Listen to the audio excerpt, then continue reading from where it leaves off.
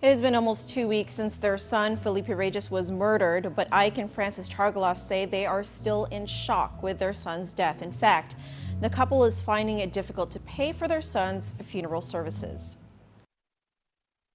I miss my son. I miss so much.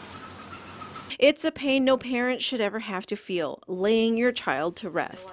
To add to that pain, the Chargualafs at one point didn't know whether they could even have the proper funeral services for Felipe Reyes, who was murdered on February 17th.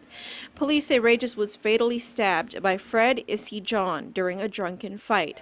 But Ike and Frances Chargualaf say it wasn't the first time John had threatened their son. The two were living in the same compound in Machinao Derido. This is the third time. The first, second, he came out to give him a chance. Yeah, to give a chance. But he accepted the chance, but again, he didn't. So we told him to come and stay with us. Yeah.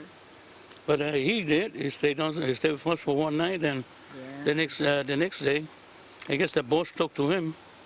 They both agreed, and the total cost for their son's funeral services is over $4,000, and for Ike and Frances, it's an amount they cannot afford. So they went to Guam agencies for some help. I went through revenue tax. They cannot release your tax refund. My tax refund. They said they cannot release any emergency tax refund because it's already, that's the law. Yeah.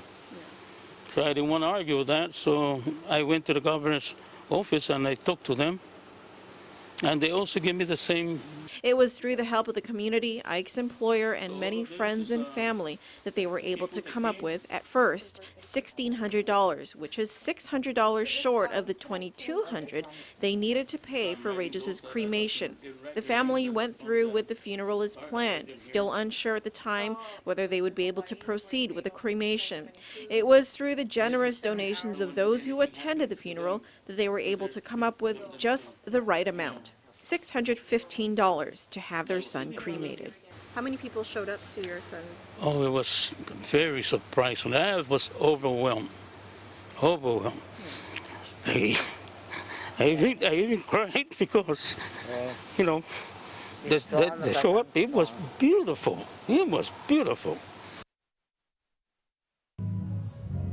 And the family still owes the San Agustin Funeral Home over $2,000, but they say they are grateful to them for allowing them to cremate their son even though they weren't able to pay for the entire service.